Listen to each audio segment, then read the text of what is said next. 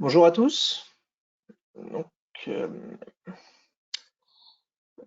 donc il est 10h, 10h03. Donc je vous propose de commencer. Laissez-moi tout d'abord présenter donc les différents intervenants donc de la présentation. Il y a Julien Orsolini, ingénieur avant-vente chez OpenGIR, Romain Pierre, ingénieur commercial chez OpenGIR, et moi-même, donc Guillaume Bécaud, donc ingénieur avant-vente chez Extreme Networks. Donc, le sommaire de cette présentation de ce matin va s'articuler autour de trois parties. Donc, la première partie va être adressée autour de Extreme Networks et les différentes architectures réseau. La seconde partie sera liée sur les retours d'expérience que l'on peut voir de la part de nos différents partenaires et clients. Et enfin, la troisième partie sera dirigée par Romain et Julien sur la partie OpenGIR.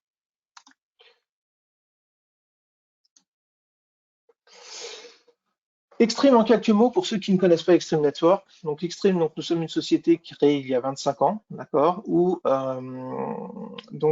et qui avons fait l'acquisition de plusieurs technologies dont on va parler rapidement ici. Donc en 2013, nous avons fait l'acquisition de la solution switching Interasis. En 2016, nous avons fait l'acquisition de tout ce qui est partie Wi-Fi, basé sur la technologie Zebra de Motorola. En 2017, toute la partie Fabric Connect dont on va parler dans les différentes architectures a été reprise par Extreme, avec toute la partie de la gamme des produits ERS VSP. En 2017, nous avons acheté la partie Data Center Brockhead pour pouvoir répondre aux besoins d'infrastructures data center basées sur des protocoles BGP VXLAN. En 2019, nous avons fait l'acquisition d'Airwave pour toute la partie management cloud pour reprendre toute la partie management cloud des bornes Wi-Fi qu'on continue aujourd'hui d'intégrer, mais aussi dans lequel on intègre toute la partie switching. Depuis 2020, nous faisons un refresh de nos différents hardware. Et depuis 2021, nous sortons des produits qu'on appelle les Universal Hardware, dont je vous parlerai un petit peu après dans les différentes architectures. Et je ne sais pas si vous avez suivi les différentes dernières actualités d'Extreme Network. En 2021, nous avons racheté Ipanema, pour tout ce qui est lié à la partie SD-WAN. Cela nous permet de fournir une connectivité sans fil, filaire, et avec la répartition de charge de lien, et donc d'avoir un service sans coupure. Grâce à toutes ces acquisitions, Extreme est classé leader parmi est classé leader pour la 4e année consécutive. En effet, en 2021, nous avons dépassé Cisco au niveau des leaders grâce à ces différentes acquisitions, les différentes développements que nous avons pu faire autour du cloud avec l'intégration de tous nos switches, de toutes nos AP et aussi tout ce qu'il y a autour du cloud, c'est-à-dire tout ce qui est machine learning et intelligence artificielle.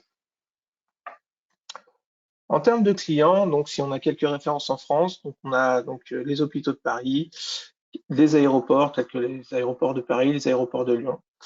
Et on a d'autres clients qui sont basés à la fois sur les différentes architectures que je vais vous présenter juste après. La première architecture, c'est une architecture réseau qui est basée sur Xos. Donc Xos, en fait, ce sont des switches, si vous regardez un petit peu chez Extreme, qu'on appelle des Summit, qui sont des switches qui répondent à des besoins campus. C'est-à-dire, quand on parle de campus, on parle d'une architecture qui est basée sur des cœurs, des switches de distribution et bien évidemment des switches d'accès. Dans ce type d'architecture, aujourd'hui, on a des switches qui permettent de répondre à des besoins à la fois en termes de densité de port, en termes de vitesse de port, du 10, du 25, du 50, du 100 gigas éventuellement. Et puis aussi, on a bien évidemment des technologies telles que le clustering qui sont déjà présentes sur les plus petits modèles, à l'exception des X435, qui ne sont que des switches de niveau 2. Donc ce qu'il faut savoir, c'est que nos switches, ils font à la base déjà du niveau 3 avec du routage statique.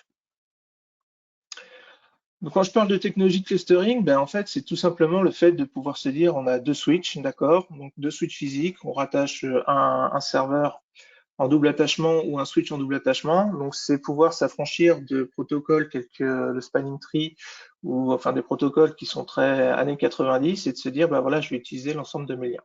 Et puis, bien évidemment, c'est aussi de pouvoir se dire, je vais faire des mises à jour de mes switch cœur sans couper le service. Donc, ça, c'est des choses qui sont assez intéressantes. Dans le cadre donc là de cet exemple, ici donc on aurait par exemple donc ça peut être un site central, donc là on aurait du monde et qui pourrait réagir sur les équipements, ou un site distant. L'ensemble des switches peut être géré donc on va dire de manière on va dire traditionnelle, switch par switch en SSH, ou à travers une console d'administration qui est XIQSE.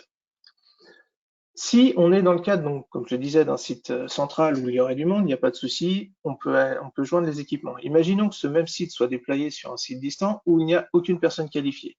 C'est là où ça pourrait être intéressant d'avoir un produit tel que OpenGIR.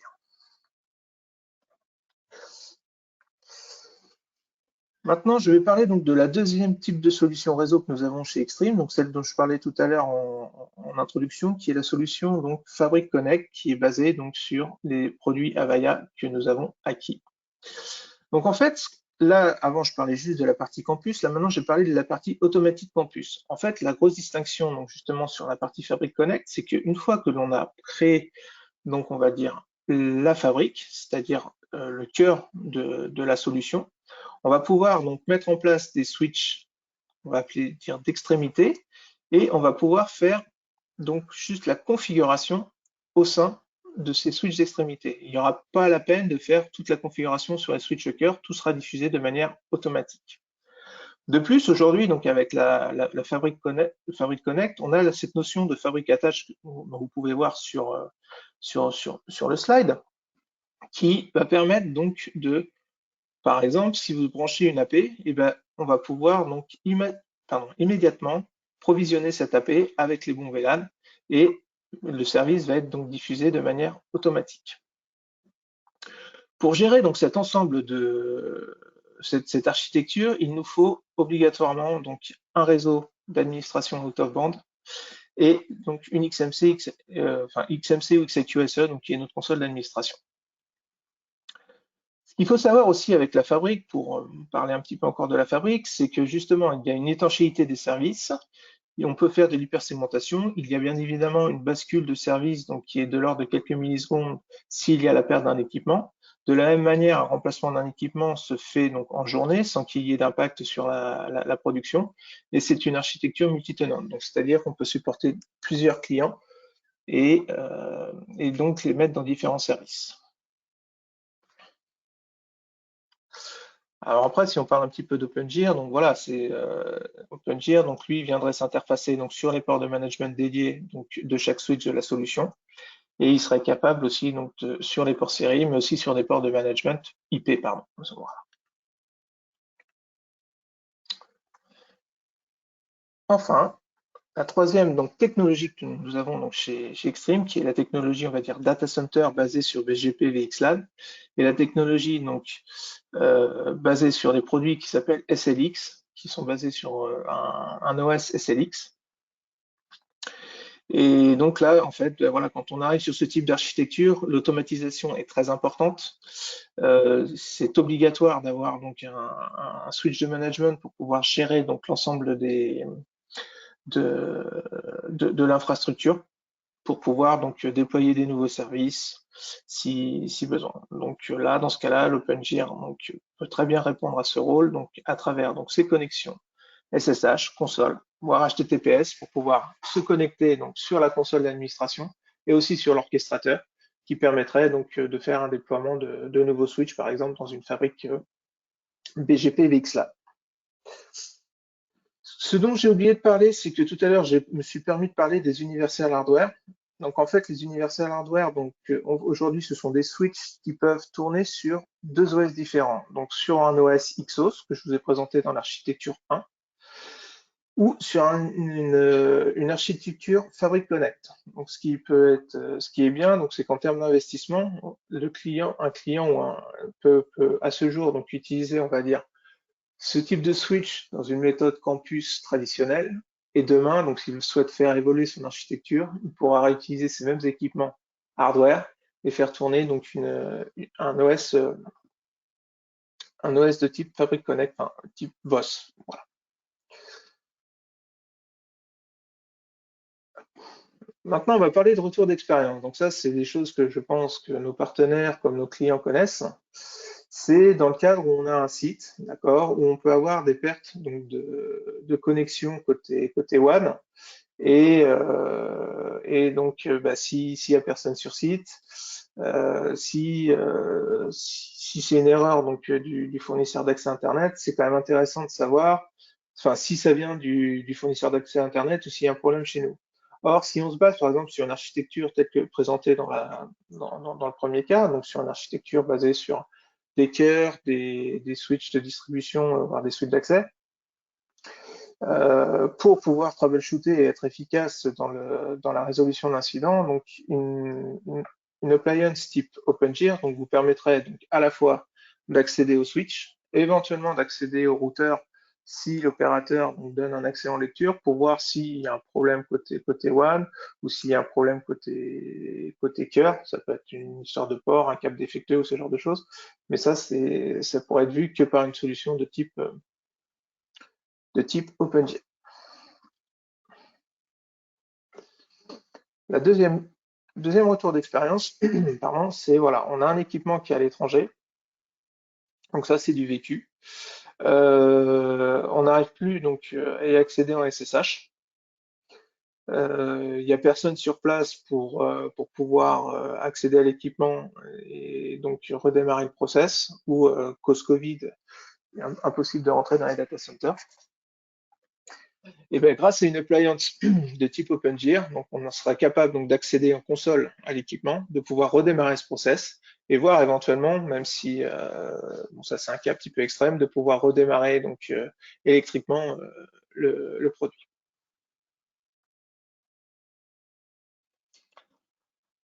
Enfin, sur ce besoin, donc si on a donc dans le cadre par exemple des réseaux type Fabric Connect ou type data center, on aurait donc besoin de déployer des nouveaux services. Sauf qu'on ne va pas utiliser donc les ports enfin comme je vous le disais précédemment, donc il est obligatoire donc d'avoir un port de management dédié.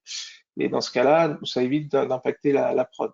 Parce que voilà, si on a du multi-tenant, on a des plusieurs clients, on peut impacter la prod suivant donc la criticité des flux qui peuvent passer si on commence à faire donc des configurations et qui pourraient impacter le data plane. Donc là, ce qui va se passer, c'est que comme précédemment, donc on va pouvoir connecter donc l'ensemble des ports d'admin IP dédiés sur donc une appliance de type OpenGIR. Donc on va pouvoir faire à la fois donc la partie IP et à la fois la partie série. Comme ça, on a, j'ai envie de dire, ceinture et bretelle. Et puis bien évidemment, on est capable à travers la solution OpenGIR donc de faire du airbag, c'est-à-dire que pour certains types de ports, on n'aura que un certain type d'utilisateur. Donc là, on parlait de switch, mais on peut très bien imaginer d'autres appliances pour d'autres types d'utilisation. Et dans ce cas-là, on sera à même de pouvoir faire du profiling d'utilisateurs qui n'auront accès qu'à certains types d'équipements. Je vais donner la main à Julien qui va pouvoir continuer, et Romain, pardon, qui vont pouvoir continuer sur la partie. Super, merci Guillaume. Super, merci Guillaume. Donc, OpenGIR. Julien, tu vas peut-être te prendre la main sur les slides. Ok, parfait. Donc, juste pour vous parler un petit peu de nous, notre métier, hein, comme Guillaume a commencé à l'expliquer, c'est de travailler sur le domaine de la résilience et la prise en main en fait sur les infrastructures critiques. Et c'est vrai qu'initialement, on a commencé à vendre des serveurs de port série, hein, et puis on a fait évoluer en fait notre produit au fur et à mesure du temps pour l'amener vers de plus en plus de commodités. Et Julien va justement parler un petit peu de ces nouveaux marchés qu'on est capable d'adresser avec nos produits. Parce que À l'origine, l'objectif, c'était uniquement de prendre la main sur le port console, mais de plus en plus, il a fallu qu'on travaille sur les environnements distribués, dans les environnements sur lesquels on pouvait peut-être perdre, comme l'a expliqué Guillaume, la connexion. Donc ça, c'est ce qu'on appelle le réseau hors bande, en fait, un peu classique, hein, capable de pouvoir répondre à tout type de problématiques.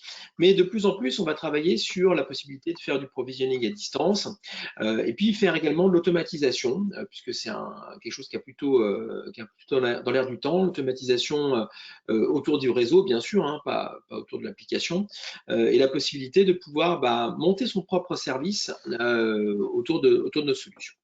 Juste pour parler un petit peu de la société, donc on a été racheté par Digi International donc en 2019, hein, donc il y a de ça 3 ans maintenant. Et donc maintenant, on est clairement autour de la stratégie de Digi, qui est plutôt une société autour de l'IoT et puis autour de la fourniture de solutions réseau, hein, comme des routeurs d'agence par exemple, hein, mais plein d'autres types de solutions. Et on a gardé le nom OpenGear tout simplement parce que on est très connu dans notre secteur d'activité, notamment sur le secteur des entreprises. Donc, juste pour parler un peu des quelques références avec qui on travaille, donc on s'adresse vraiment à, Julien, merci, on s'adresse vraiment à tout type de société. C'est vrai qu'on a une appétence particulière avec tout ce qui est opérateur telco, tout ce qui est cloud provider, tout ce qui est opérateur de service manager, qui apprécie particulièrement d'utiliser nos solutions. Mais on travaille aujourd'hui beaucoup aussi dans le secteur de l'industrie, dans le secteur des banques, dans le secteur des universités également. En fait, il n'y a pas véritablement de client type pour OpenGear. Je dirais à partir du moment où on a une infrastructure distribuée, éloignée, on voit la pertinence de ce type de solution pour pouvoir gagner du temps en fait, hein, en cas d'indisponibilité du réseau principal ou des infrastructures qui sont en place. Voilà ce qu'on peut dire en quelques mots sur OpenGear. Je vais laisser la main à Julien à présent pour la partie technique. Merci beaucoup Romain pour cette introduction. On va rentrer maintenant dans la technicité, mais avant de parler vraiment de la partie produit, on va parler de la technologie. Qu'est-ce que c'est que la gestion hors bande? Il y a la gestion in-band, où on va prendre la main sur les équipements en fait en passant par le réseau. Et la gestion hors bande, c'est si on a un pépin en fait sur notre réseau, en fait, c'est d'avoir un chemin alternatif qui nous permette en fait de gérer ces équipements. Donc en gros, l'idée, c'est de prendre la main sur les équipements du réseau sans passer par le réseau. Donc voilà, donc vraiment tout l'esprit, toute la gestion en bande en fait est là, être indépendant en fait de la production pour être capable de prendre la main sur des sites distants, sur des équipements data center. Guillaume l'a très bien dit. Pendant la pandémie, en fait, on avait des data centers qui étaient fermés, qui étaient interdits d'accès. Et du coup, il fallait quand même malgré tout en fait faire des opérations de maintenance, du rollback, des reboots d'équipements, etc. C'est des choses qu'on pouvait uniquement faire en fait à distance. Et si la production n'est pas là, en fait, c'est tout simplement pas possible. Donc, comment est-ce qu'on va le faire? Donc, on a une technologie à base d'équipements, physiques, qu'on va positionner en fait près, plus ou moins près en fait, des équipements que l'on souhaite gérer. Donc, en gros, les appliances OpenGear vont avoir deux fonctions. La première va être de construire ce réseau d'administration hors bande. Donc, ce réseau d'administration hors bande peut être à base de cuivre, peut être à base de fibre ou peut être à base de 4G. On peut entremêler ces technos. On peut très bien imaginer qu'en data center, on souhaite être en fibre pour respecter la connectivité qu'il y a en place. Sur des gros sites, on peut imaginer avoir la connectivité type Ethernet, Ethernet cuivre. Et sur les sites distants, on va privilégier peut-être la 4G en fait pour la partie hors bande. Pourquoi? Parce que sur les sites distants, ce qu'on constate généralement, c'est que même si on a plusieurs opérateurs, plusieurs liens d'accès, ils vont très souvent converger vers le même lien physique, anciennement France Télécom. Donc, si on perd ce lien physique, on perd toute la connectivité filaire. Donc, le véritable chemin alternatif au filaire, ça va être le sans fil, et on va parler de 4G, qui est aujourd'hui quelque chose qui est largement démocratisé. Donc ça, c'est la première fonction de cet équipement, c'est construire ce réseau hors bande qui peut être hybride, basé sur plusieurs technologies. La deuxième fonction de l'équipement, ça va être d'assurer la connectivité avec les équipements que l'on souhaite gérer. Donc dans le cas d'Extreme, ça va être simple. On est capable de se connecter soit en IP, prendre la main en SSH en fait sur nos switches. On peut prendre la main en USB en fait aussi sur ces switches-là, ou on peut prendre la main tout simplement en console en RS232. Donc chacun a ses bénéfices et ses contraintes. Sur la partie USB, on a une contrainte de longueur, par exemple. On ne peut pas avoir des câbles en fait, qui vont faire plus de 2 mètres de long. Donc en fait, c'est quelque chose qui est assez contraignant sur la partie USB. Il y a certains équipements parfois qui n'ont pas de port console mais que des ports USB, donc on n'a pas trop de choix.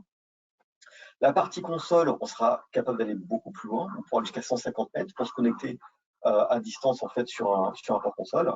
Et puis sur la partie IP, il n'y a pas vraiment de limitation. Et après, c'est en fonction des affinités de chacun. On a des administrateurs en fait qui aiment bien en fait la partie CLI. On a des équipements qui sont très adaptés pour prendre la main en CLI.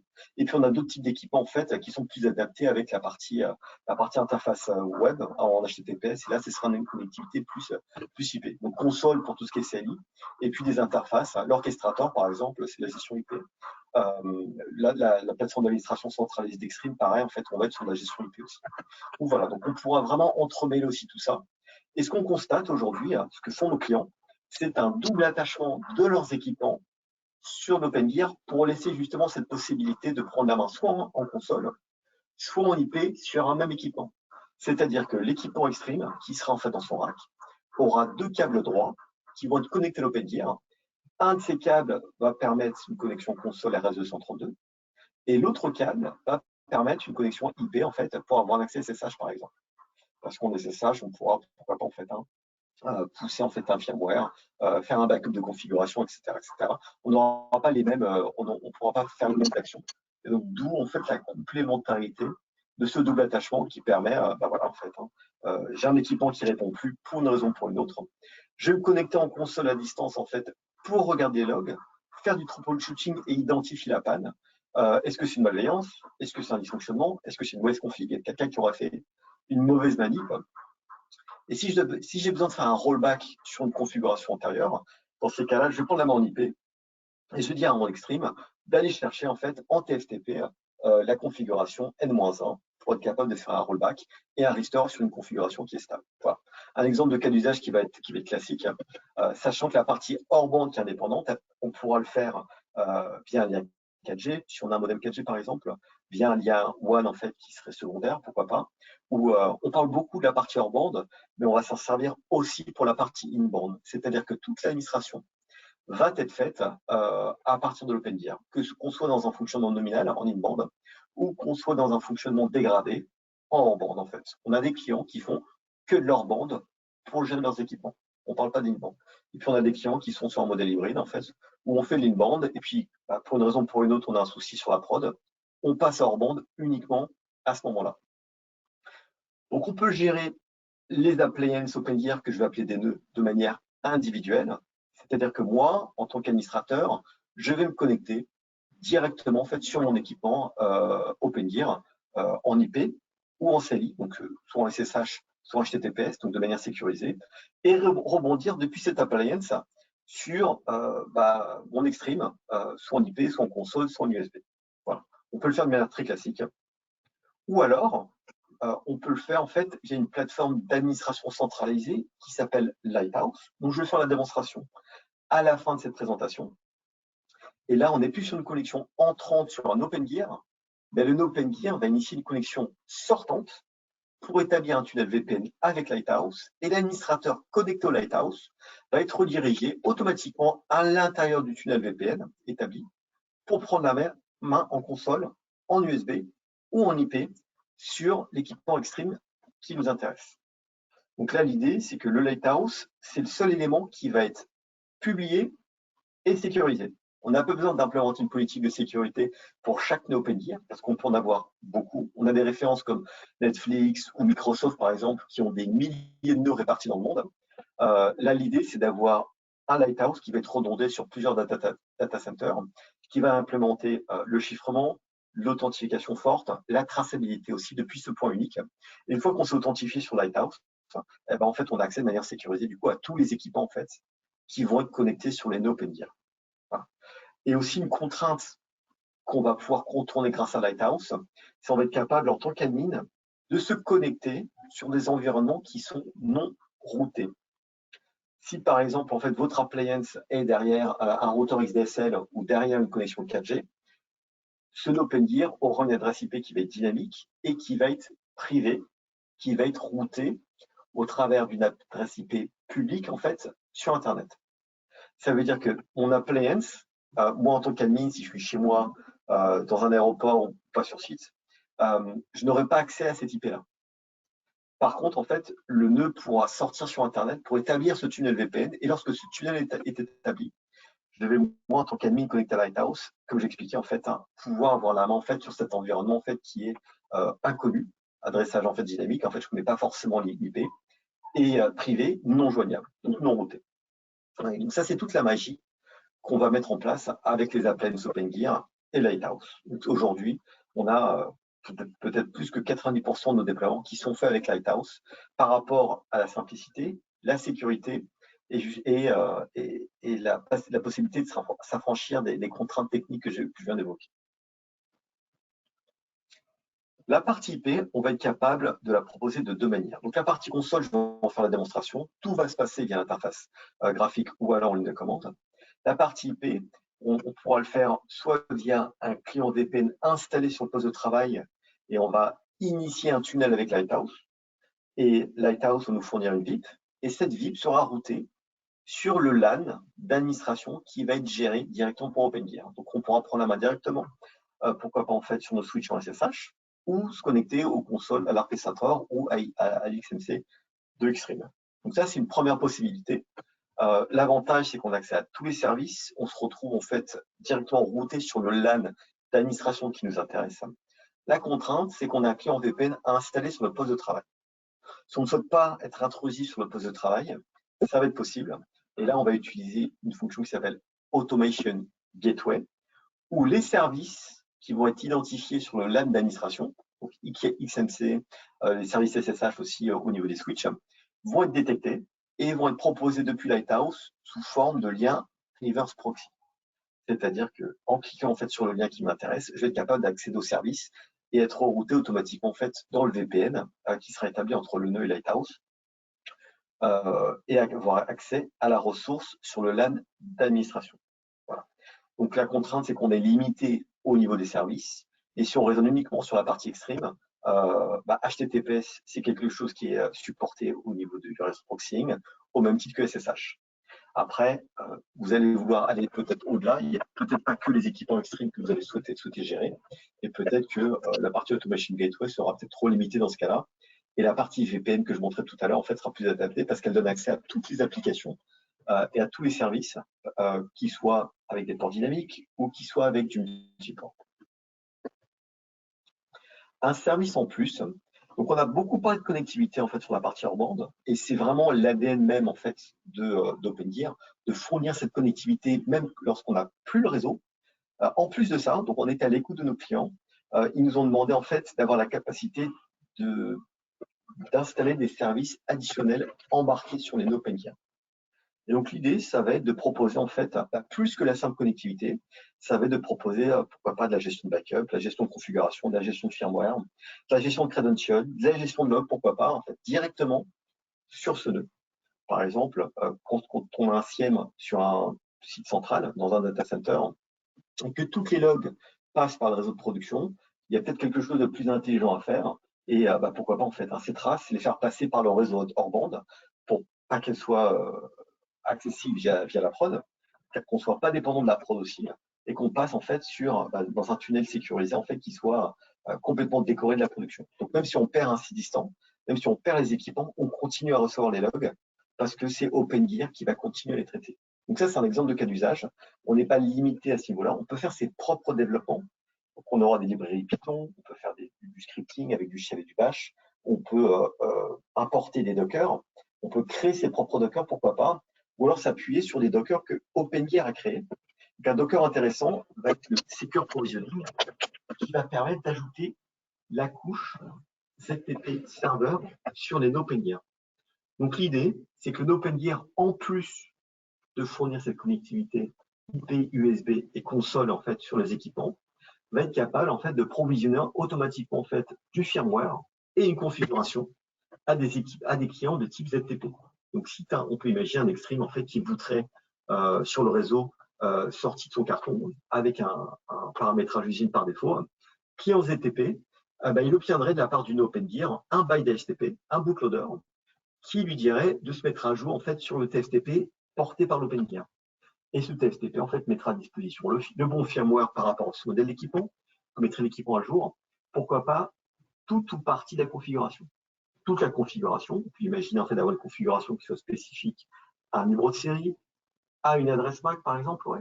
Ou alors une partie de la configuration en disant, dès qu'on a un Extreme, on va juste lui donner une adresse IP et lui dire de se connecter en fait, ouais, sur l'orchestrateur ou sur la console d'admin centralisée, ce qu'il va faire. Et à partir de là, on prend la main sur les équipements Extreme à partir des consoles d'administration Extreme.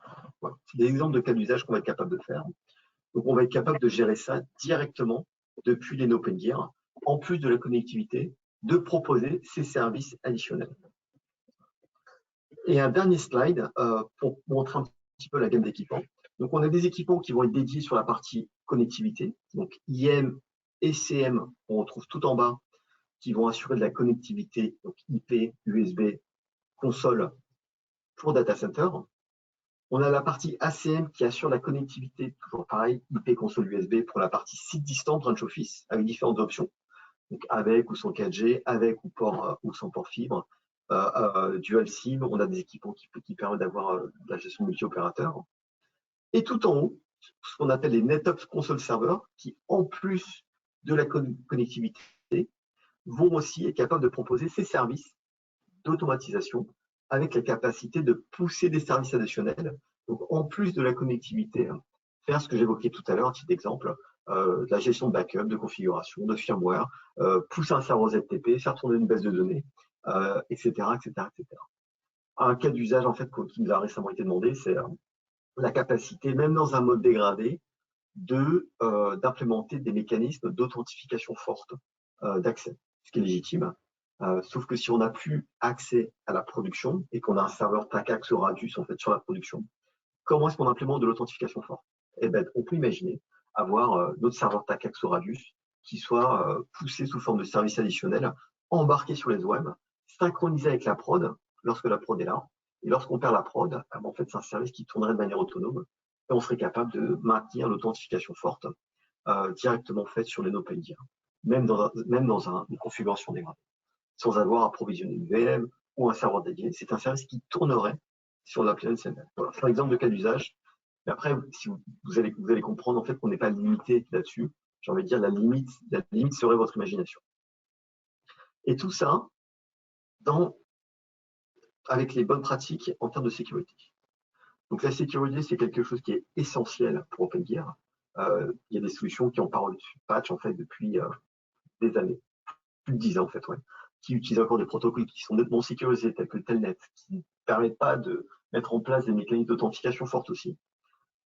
On donne accès à vos équipements critiques, on donne des accès d'admin à vos équipements critiques. On a besoin d'être sûr en fait que ce soit fait en toute sécurité. Donc on va tout authentifier, que ce soit par certificat ou par credentials, authentification, multifactor authentication, MFA. On va tout chiffrer, donc on va parler d'IPsec, d'OpenVPN, de SSH-V2 aussi, une couche de SSL par-dessus le HTTP forcément. On va tout tracer, donc ce qui se passe au niveau de la solution, et ce qui va aussi se passer au niveau d'un port lui-même. C'est-à-dire que quelqu'un qui accède à un équipement critique en fait sur un port donné, on sera capable de monitorer ce qui se passe sur ce port, alors qui s'est authentifié, qu'est-ce qui a été fait, qu'est-ce qui a été répondu par l'équipement Extreme en fait qui a été accédé. Et donc de cette manière-là, on serait capable, si on a un souci, en fait, de troubleshooter très facilement. Donc soit les logs locaux en fait qui vont être archivés sur l'appliance, ou nos appliances vont pousser des syslogs en fait avec ces traces. Donc on transforme des logs console en log syslog pour être exploité en fait via un SEM. Donc on saura si ça a été une malveillance, on saura si ça a été une fausse manipulation, ou si c'est un équipement qui a tout simplement craché, et récupérer les traces en fait avant le crash pour voir en fait voilà qu'est-ce qu'il a rendu, qu'est-ce qu'il a mis en panic mode, etc., etc.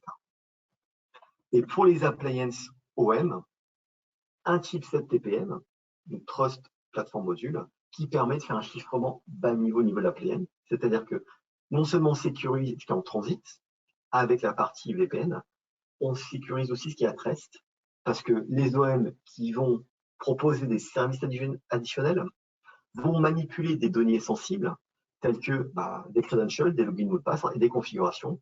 Et c'est des choses en fait qu'on se doit de sécuriser en fait si c'est conservé localement sur ces appliances. Et donc on sera capable de le faire avec ce chipset TP. Voilà.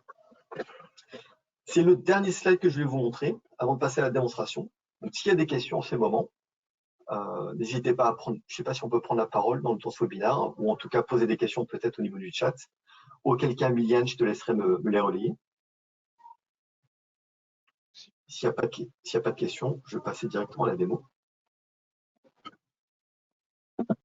Pas de questions? Allez.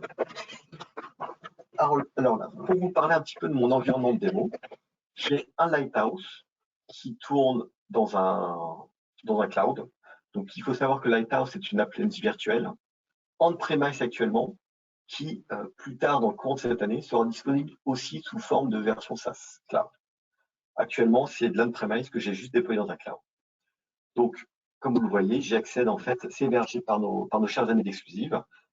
J'accède via une IP qui est publique. Et là, je gère dans un premier dashboard mes nœuds, c'est-à-dire mes différentes appliances OpenGear. J'en ai 6 qui sont connectés, qui ont un tunnel VPN établi avec mon Lighthouse sur lequel je vais être capable d'avoir la main. J'en ai une qui est pending, c'est-à-dire qu'elle souhaite s'enrôler, mais cela nécessite une approbation manuelle de ma part pour autoriser la création de ce tunnel. Et une déconnectée, c'est tout simplement une appliance qui va être éteinte.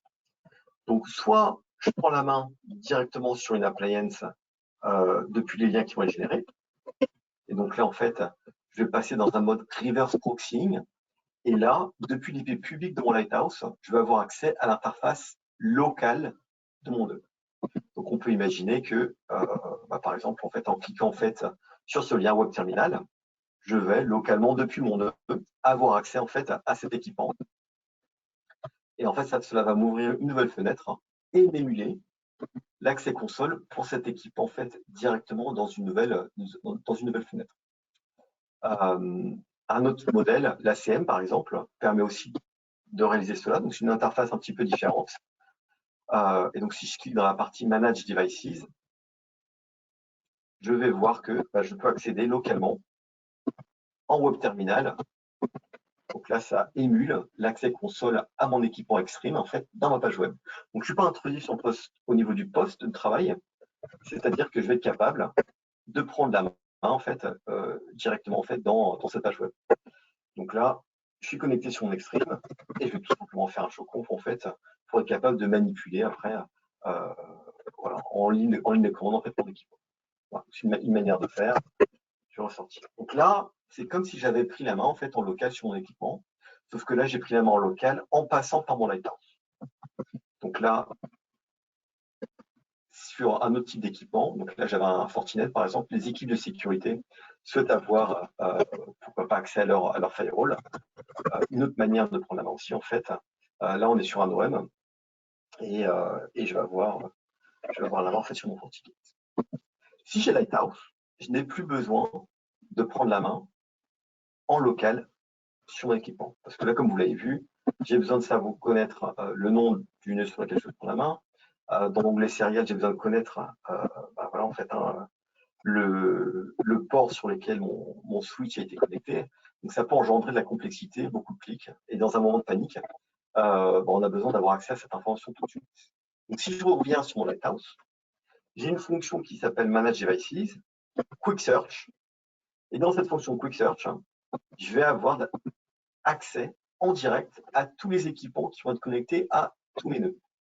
Donc là, je peux avoir beaucoup d'équipements. Donc Microsoft gère plus de 10 000 équipements de ce type-là au travers le monde. Donc ils ont demandé en fait à avoir cette fonction. Et là, je vais pouvoir mettre un mot-clé. Donc là, je vais mettre Extreme, EXTR, et dynamiquement, va interroger tous mes nœuds et va me demander de faire un extract de tous les équipements qui vont avoir en fait ce mot-clé. Donc là, je retrouve mon Extreme. Et donc, depuis mon Lighthouse, ça va me donner directement en fait, le port sur lequel il est connecté, le nœud sur lequel il est connecté, même si je n'ai pas besoin d'avoir ces informations. Et en cliquant sur Web Terminal, ça m'ouvre un nouvel onglet comme tout à l'heure. Et dans cet onglet, je vais avoir la main sur le même équipement Extreme de tout à l'heure. Et je vais être capable en fait, directement en fait, de pouvoir le gérer de cette manière. Voilà. Donc ça, c'est des cas d'usage qui sont vraiment classiques. Quand on monte ce type d'opération à des gens en fait, qui sont sur le terrain, ils y voient tout de suite l'intérêt. Donc là, on est peut-être passé en failover 4G parce qu'on a un équipement qui n'est plus joignable. Je n'ai pas besoin d'envoyer quelqu'un sur site. Je n'ai pas besoin de demander à quelqu'un sur site en fait, de me donner la main. Je n'ai pas besoin de me déplacer. J'ai la main instantanément dans un mode dégradé en fait, depuis l'endroit en fait, où je me trouve à l'instant T. Moi, il m'arrive de faire des démonstrations parfois depuis des gares, depuis dans des aéroports, et en fait, c'est le même cas d'usage en fait qu'aurait un administrateur lorsqu'il a besoin de se connecter en fait à son réseau, à ses équipements en fait critiques. Écoutez, voilà, moi j'ai terminé en fait pour la partie de démonstration, à moins qu'il y ait certains cas d'usage peut-être qui doivent être, qui vous viennent à l'esprit en fait, que vous estimez nécessaire. Quelque chose d'intéressant, juste pour terminer, c'est on va être capable en fait de détecter en fait les équipements qui ont une carte SIM et du coup de monitorer ce réseau hors bande. On peut imaginer par exemple qu'on est en ligne bande et si le réseau hors bande est dégradé pour une raison ou pour une autre, on a un problème d'opérateur ou un problème de lien secondaire, on va être capable de monitorer ça et on ne va pas s'en rendre compte lorsqu'on aura besoin d'y avoir accès, lorsqu'on aura un pépin. Et c'est un peu le retour qu'on a toujours eu de la part de nos clients.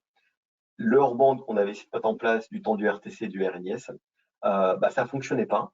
Parce que quand on en avait besoin, on se rendait compte que les lignes en fait ne fonctionnaient pas. Elles étaient résiliées ou alors avaient des soucis. Là, l'idée en fait avec notre solution, c'est aussi de monitorer ces liens hors bande et de prévenir en cas de pépin et pas uniquement s'en rendre compte quand on a besoin d'y avoir accès. Voilà. Écoutez, s'il n'y a pas de questions, Mylène, je vais te rendre la main à partir de là.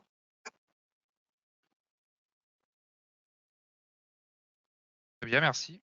Écoutez, c'est pas, hein. Nous sommes là pour ça.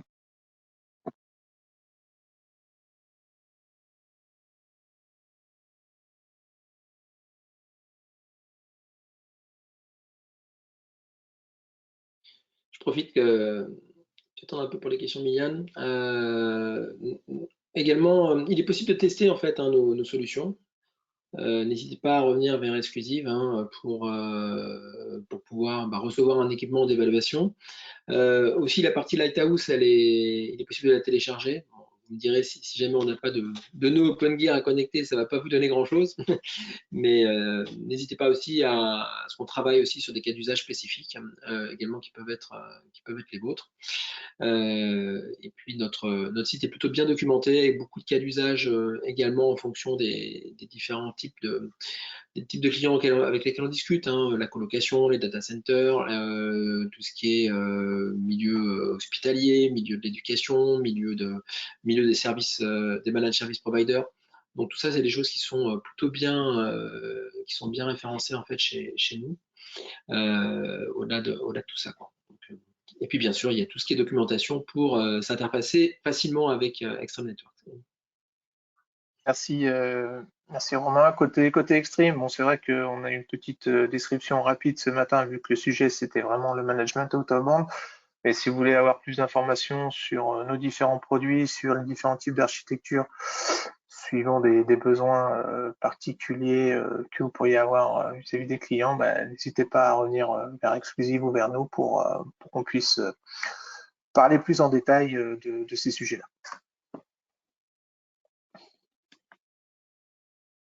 Et nous n'avons pas de questions.